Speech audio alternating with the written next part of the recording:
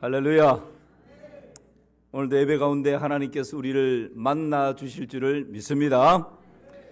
사모함과 기대함을 가지고 하나님의 음성에 귀를 기울입시다.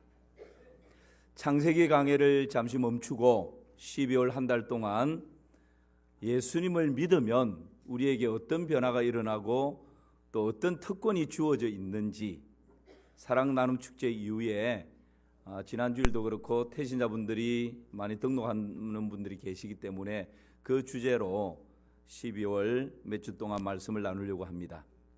여러분, 지난주 말씀을 기억하십니까? 네. 제가 잠깐 말씀드리면 기억날 것입니다. 예수님을 믿으면 첫 번째 우리에게 주어지는 특권이 있다 말씀드렸습니다. 그것이 뭐였죠? 할렐루야. 죄 용서입니다. 구원 얻는 길도 예수 그리스도 외에 다른 길은 없습니다. 다시, 우리가 구원 얻을 수 있는 길은 예수 그리스도 외에 다른 길이 없습니다. 확실합니까? 마찬가지로 죄 용서 받는 것도 세상은 이렇게 하면 저렇게 하면 죄를 잊어버릴 수 있고 죄에서 용서받을 수 있고 죄에서 자유함을 누릴 수 있다라고 말하지만 그런 길들은 다 거짓입니다. 예수 그리스도를 믿고 예수 그리스도의 갈보리 십자가 보혈로만이 모든 죄에서 깨끗하게 용서받을 수 있습니다. 지난 주일날 우리가 그 말씀을 같이 나누었습니다. 예수님을 믿으면 우리에게 나타나는 첫 번째 특권이 모든 죄에서 용서받을 수 있다라는 것. 두 번째, 오늘은 예수님을 믿으면 우리에게 끊을 수 없는 하나님의 사랑이 우리를 붙들고 인도하십니다. 여러분, 우리를 사랑하시는 그 하나님의 사랑의 특징이 어떤 것일까요? 그래서 오늘은 예수님을 믿으면 첫 번째는 죄 용서를 받고 두 번째는 하나님의 사랑을 받는데 그 하나님의 사랑의 특징이 어떤 것인지 세 가지로 나누어서 함께 말씀을 나누려고 합니다. 첫 번째는 우리를 사랑하시는 그 하나님의 사랑의 특징, 불변의 사랑입니다. 무슨 사랑요? 불변의 사랑. 그러니까 변하지 않는 사랑, 변함없는 사랑, 한결같은 사랑. 그것이 우리를 향한 하나님의 사랑입니다. 왜 그럴까요? 창세기 8장 32절 말씀 같이 보실까요? 시작. 자기 아들을 아끼지 아니하시고 우리 모든 사람을 위하여 내주시니가 어찌 그 아들과 함께 모든 것을 우리에게 주시지 아니하겠느냐. 아멘. 우리를 향한 하나님의 사랑은 어떤 경우에도 취소되지 않습니다. 어떤 경우에도 변경되지 않습니다. 왜 그럴까요? 우리를 위해 하나님께서 독생자를 갈보리 십자가 죽음의 자리에 내주셨습니다. 이것을 미루어 볼 때 가장 소중한 존재를 우리를 사랑하는 사랑의 이유 때문에 죽음의 자리에 내주신 분이, 여러분, 우리가 조금 잘못한다고 그냥 그저 차버릴까요? 우리가 조금 하나님과 거리가 멀어진 것 같은 삶을 살아간다고 하나님이 그 사랑을 잘라버릴까요? 그렇지 않다는 것입니다. 가장 소중한 독생자를 죽음의 자리에 내어 놓으면서까지 우리 한 사람 한 사람을 사랑해 주셨기 때문에 하나님께서 우리를 사랑하는 그 사랑에는 변함이 없고 그 사랑은 영원한 사랑이다 라는 것을 말씀해 주고 있는 것입니다. 여러분, 예수님께서 십자가에 달려 죽으시는데 예수님을 십자가에 못 박은 범인이 누구라고 그랬습니까? 이 말씀을 제가 몇 번 드린 적이 있습니다. 예수님을 직접 십자가에 망치를 들고 못을 박은 로마 군병, 예수님을 십자가에 못 박아 죽인 범인이죠. 벗어날 수 없습니다. 예수님을 십자가에 죽임을 당하도록 내놓았던, 판결을 했던 본디오 빌라도, 지금도 우리 사도신경 가운데 이름이 등장하는 예수님을 십자가에 못 박은 범인입니다. 예수님을 십자가에 못 박으라 못 박으라 그렇게 외쳤던 동원되었던 군중들, 여러분 이들도 그 범인에서 벗어날 수 없습니다. 그리고 그 군중들을 선동해서 군중들로 하여금 예수님을 십자가에 못 박도록 그렇게 분위기를 몰고 갔던 그때 당시 종교 지도자들, 이들도 예수님을 십자가에 못 박는 범인에서 벗어날 수 없습니다. 모두가 공범입니다. 그런데 정말 예수님을 십자가에 못 박아 죽인 범인은 무엇일까요?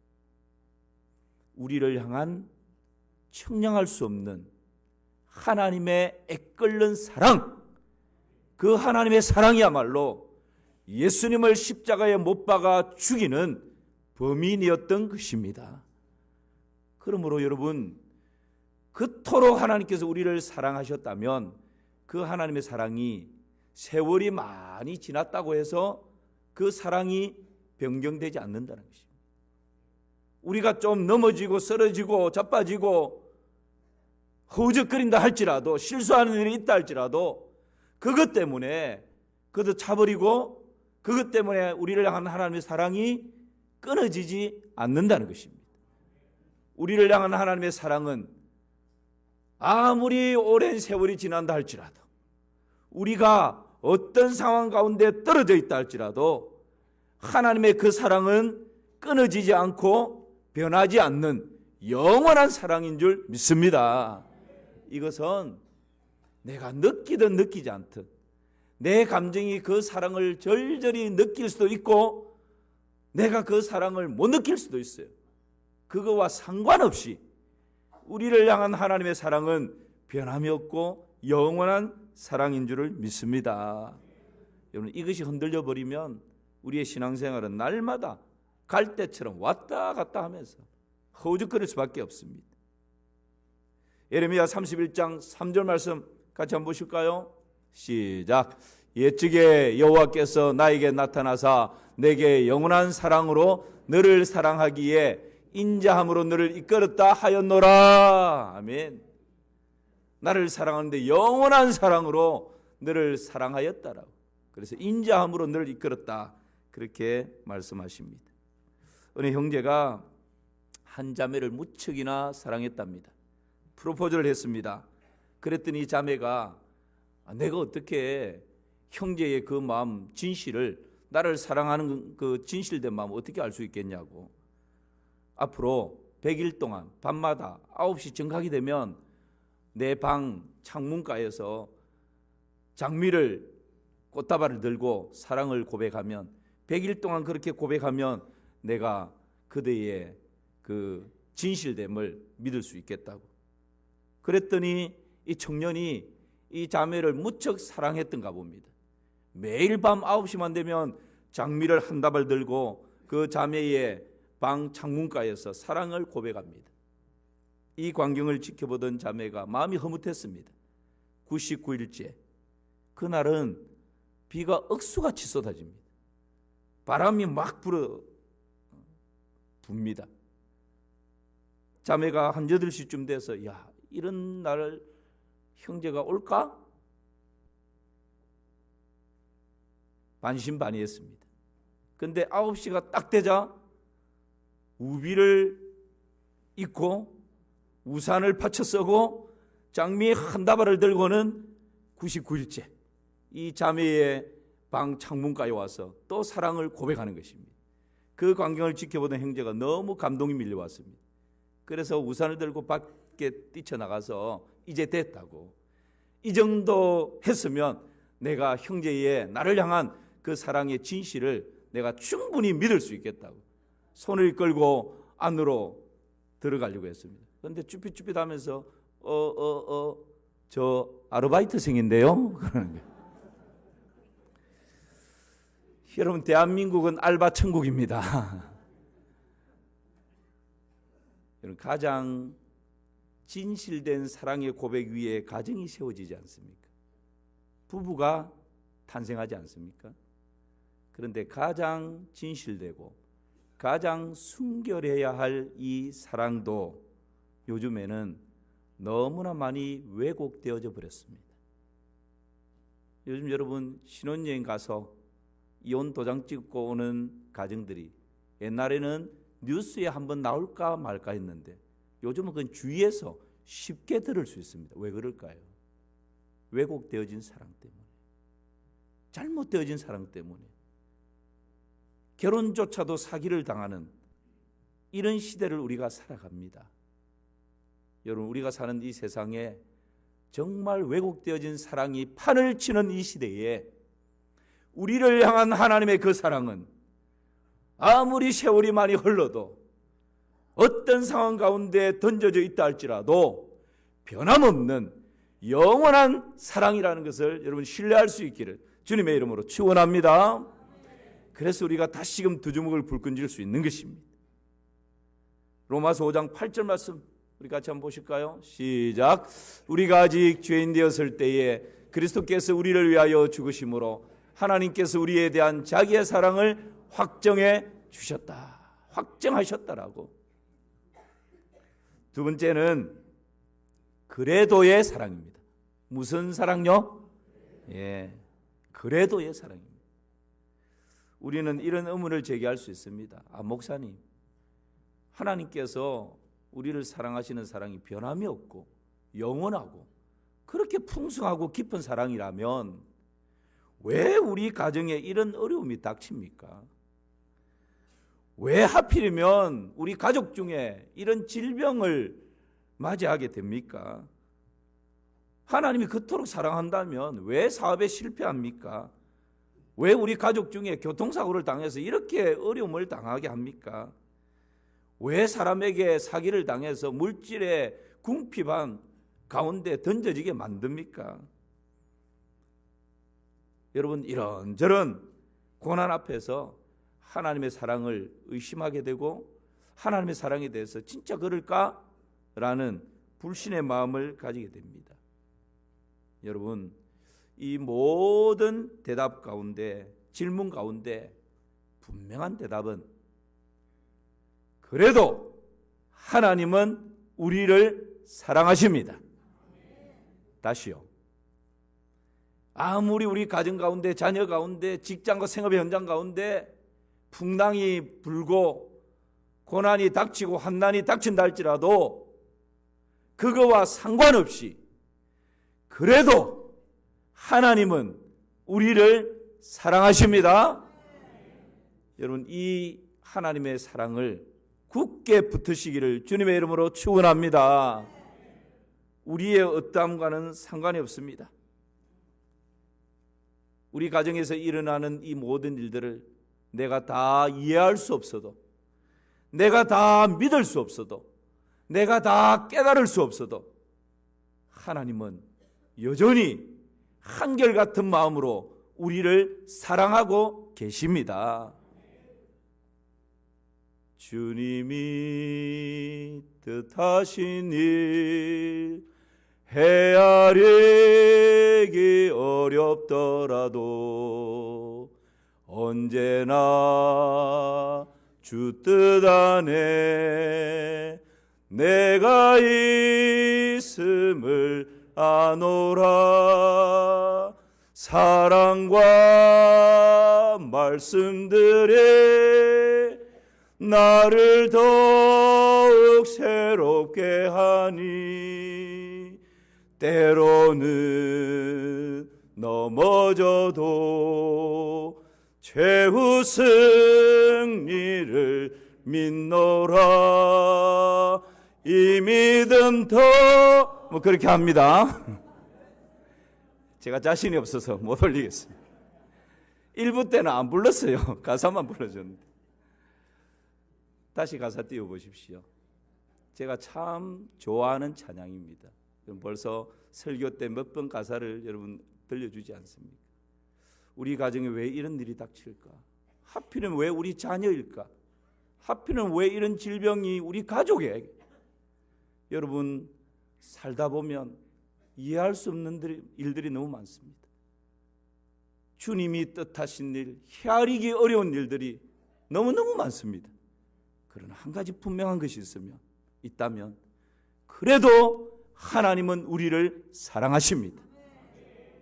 이 모든 일들이 주님의 뜻 안에 있고 이 모든 상황이 하나님의 주권 가운데 있는 것입니다.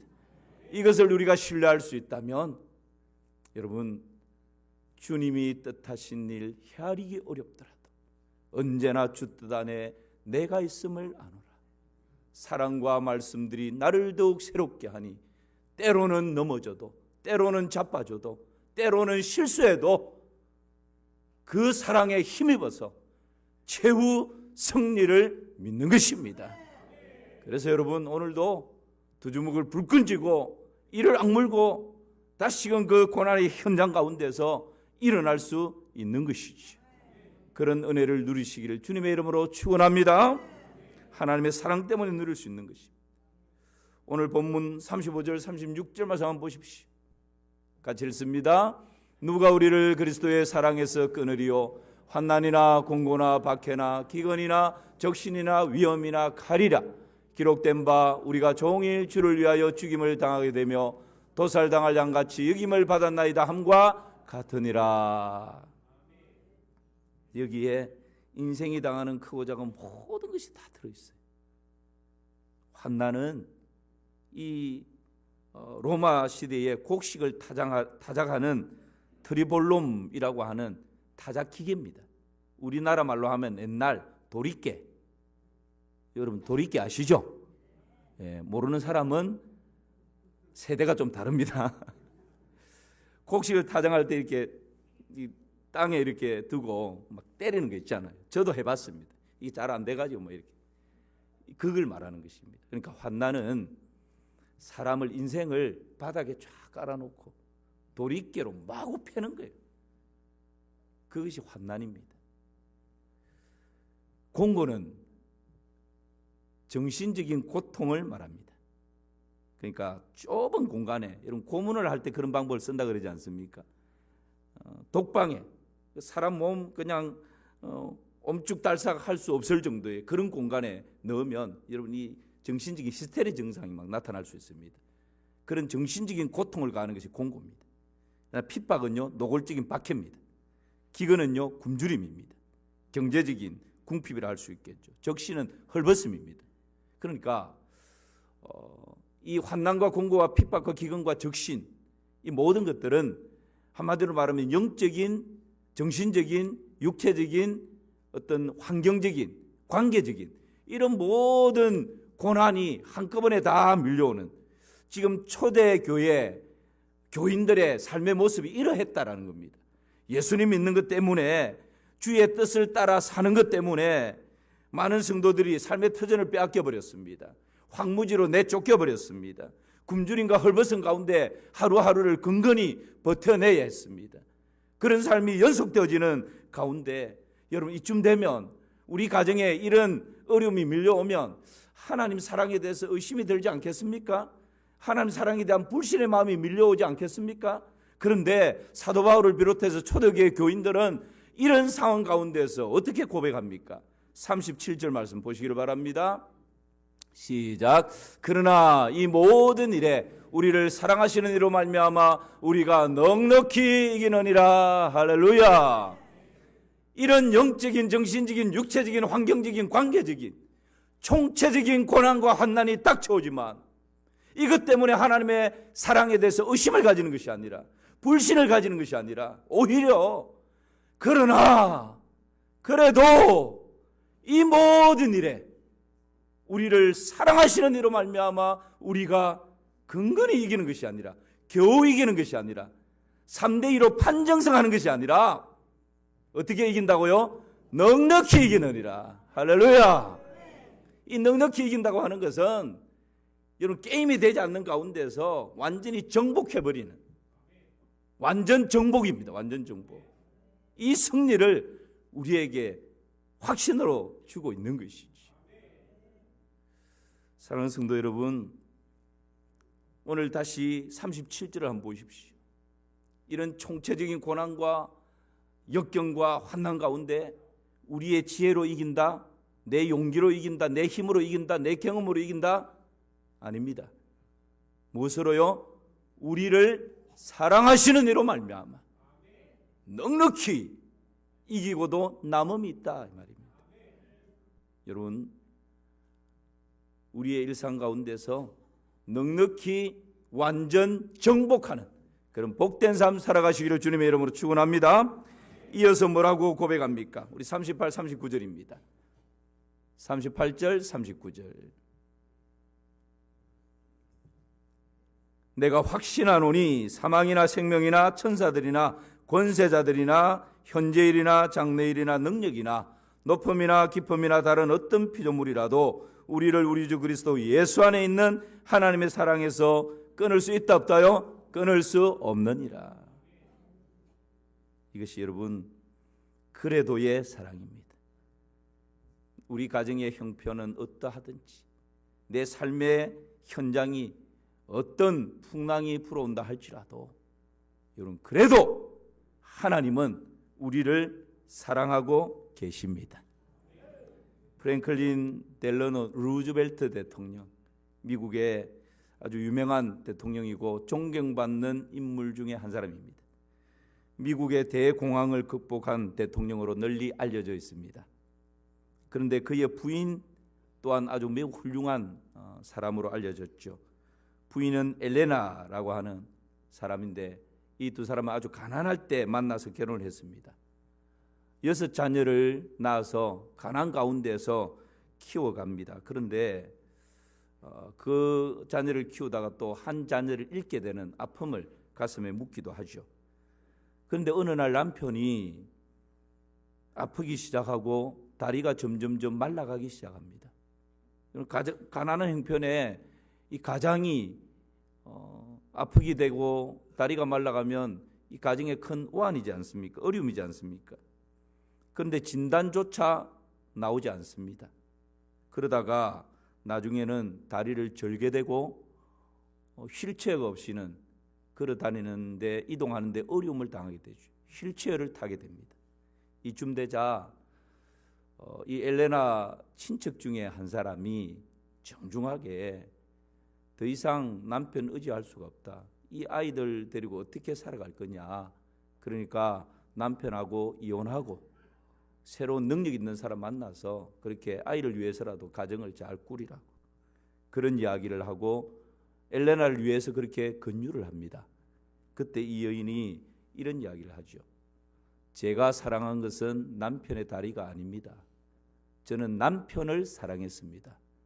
저는 남편의 다리 때문에 결혼한 것이 아닙니다. 제 남편과 결혼한 것입니다. 남편의 다리가 어떻게 되느냐는 것이 우리의 관계에 아무런 영향을 미칠 수 없습니다. 남편의 다리가 어떻게 되느냐는 것은 우리의 관계에 아무런 영향을 미칠 수 없습니다. 여러분, 사람의 사랑은 세월이 지나면서 변덕스러울 수 있습니다. 부부관계조차도 그렇고 부모와 자식 간의 사랑도 그러할 수 있습니다. 그러나 하나님께서 우리를 사랑하시는 그 사랑은 어떤 고난과 환난이 닥친다 할지라도 변함없는 사랑이고 영원한 사랑이고 그럼에도 불구하고 우리를 사랑하는 그 사랑, 변함이 없는 하나님의 사랑인 줄을 믿습니다. 나의 어떠함과는 상관이 없습니다. 내 존재 자체, 나의 나됨 자체를 끝까지 영원토록 사랑하시는 분이 하늘 아버지이십니다. 예수님을 믿으면 그 사랑을 받고 살아가는 것입니다. 마지막 하나는 회복의 사랑입니다. 우리를 향한 하나님의 사랑이 변함없는 불변의 사랑이고 그래도의 사랑이고 마지막 하나는 회복의 사랑입니다. 회복의 사랑이라는 건 어떤 것일까요? 합력해서 선을 이루는 사랑입니다. 오늘 28절 말씀 같이 한번 보십시다. 시작. 우리가 알거니와 하나님을 사랑하는 자 곧 그의 뜻대로 부르심을 입은 자들에게는 모든 것이 합력하여 선을 이루느니라. 아멘. 여러분, 우리를 향한 하나님의 사랑은 모든 것이 합력해서 선을 이루게 하시는 사랑입니다. 여기서 선이라고 하는 것은 어떤 것일까요? 내가 원하는 대로, 내가 소원하는 대로, 기대하는 대로 형통하고 평탄하고 축복으로 만들어지는 그것만을 말하는 것이 아닙니다. 그것도 포함됩니다. 그러나 원어적인 의미에서의 합력해서 선을 이룬다고 하는 것은 내가 믿음으로 영적으로 하나님의 성품을 닮아가는 것을 말합니다. 이전에는 오래 참지 못하고 버럭 화를 냈는데 하나님의 사랑을 많이 받고 이 고난과 환난을 지나다 보니까 이 성품이 이제 오래 참음의 성품으로 점점점 주님을 닮아가는 것이죠. 이전에는 부인에게 함부로 대했는데 이 고난과 환난을 부부가 함께 지나다 보니까 이제 아내에 대한 소중함을 알고 온유함으로 대할 수 있는 주님의 성품을 닮아가는 것이죠. 이전에는 나의 자랑, 나의 과시, 사람들을 만나면 어깨 힘주고 그렇게 살아가는 것이 최고의 삶인 줄 알았는데 이 고난과 환난을 지나고다 보면 그 교만이 꺾여지고 교만과 자만이 다 죽어지고 이제 사람들을 만나면 오히려 모든 사람들을 나보다 낮게 여기는 겸손한 마음으로 살아가는 것이죠. 이것이 여러분 합력해서 선을 이루는 하나님의 은혜인 줄을 믿습니다. 마태복음 14장에 보면 예수님께서 오병이어의 기적을 이루십니다. 그 기적 앞에서 많은 사람들이 예수님을 억지로 왕으로 왜 그럴까요? 예수님이 왕의 자리에 앉아야 내가 좌우에 한 자리 할 수 있으니까. 그런데 여러분 이 오병이어의 기적이 끝난 다음에 예수님께서 제자들에게 지금 배를 타고 저 갈릴리 호수 건너편으로 가라 그렇게 말씀하십니다. 그때 제자들이 예수님의 말씀에 순종해서 배를 타고 갈릴리 호수를 지나갑니다. 그런데 여러분 어떤 일이 일어나죠? 풍랑을 만납니다. 풍랑이 쇠차게 불어닥치고 제자들이 물에 빠져 죽을 지경이 됐습니다. 여러분 한번 생각해 보세요. 아니 제자들이 예수님 말씀 무시하고 예수님은 여기 머물라 했는데 야 우리 저 건너편에 가야 먹을 것이 있고 쉴 곳이 있고 그러면서 무시하고 가다가 풍랑을 만났으면 잘 됐다. 그럴 줄 알았다. 뭐 그러지 않겠습니까? 그런데 주님이 가라 하셨고 그 말씀 따라 순종하며 건너가는데 풍랑을 만났어요. 그것도 그냥 웬만한 풍랑이 아니라 도저히 건너갈 수 없이 갈릴리 호수에서 지금 침몰해 죽을 수 있는 그런 큰 풍랑을 만났습니다. 이 지금 이해할 수 있습니까? 이해가 안 돼요. 주님 말씀 순종하며 지나가는데 왜 주님께서 지금 이 갈릴리 호수에 빠뜨려 죽이려고 풍랑을 보내십니까? 여러분 이런 풍랑 가운데에서 제자들이 예수님께서 풍랑을 짠잔케 하시고 제자들이 어떤 신앙을 고백하는지 보십시오. 마태복음 14장 33절입니다. 같이 한번 읽어볼까요? 시작. 배에 있는 사람들이 예수께 절하며 이르되 진실로 하나님의 아들이소이다 하더라. 그대로 뛰어나 보세요. 여러분 오병이어의 기적 앞에서는 사람들이 예수님을 억지로 왕으로 삼으려고 합니다. 그 이유는 예수님을 왕으로 앉히면 나도 좌우에 한 자리 할 수 있으니까. 고물이라도 떨어지는 게 있으니까. 그런데 주님의 말씀에 순종해서 갈릴리를 지나가다가 풍랑을 만났어요. 고난을 만나고 환난을 당합니다. 죽을 위기까지 당합니다. 그때 주님께서 찾아오셔서 그 고난과 환난을 잠잠케 하십니다. 풍랑을 잔잔케 하십니다. 그때의 제자들의 고백이 예수님 왕 되십시오. 우리는 좌우에 한 자리씩 하겠습니다. 그 고백이 아니었습니다. 제자들의 고백이 뭐라고요? 예수께 절하며 이르되 진실로 하나님의 아들이로소이다. 할렐루야.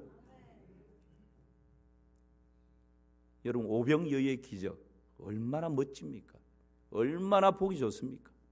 아마 제자들이 신이 나서 우리 스승님이야, 우리 예수님이야 그러면서 막 사람들에게 막 어깨에 힘을 주고 나누어 줬을 것입니다. 그 현장에서는 예수님을 왕 삼아서 좌우에 한 자리씩 하고 싶은 마음이 막 여기까지 일어났는데 정작 갈릴리 호수 위에 그날 밤 풍랑이라고 하는 그 고난과 환난을 만났을 때 그 현장에서 고백되어지는 것은 진실로 하나님의 아들이로소이다. 이것이 여러분 합력해서 선을 이루는 회복의 사랑인 것입니다. 좀 더 인내하십시오. 좀 더 기다리십시오. 지금은 다 헤아릴 수 없지만, 지금은 다 이해할 수 없지만, 지금은 다 믿을 수 없지만, 여러분 끝까지 그 하나님의 사랑에 힘입어 달려갈 때 마침내 이 모든 것을 회복하시고 합력해서 선을 이루시는 하나님의 사랑을 경험하게 될 줄을 믿습니다. 이 시간 우리 동영상 하나를 보고 말씀 마무리하도록 하겠습니다.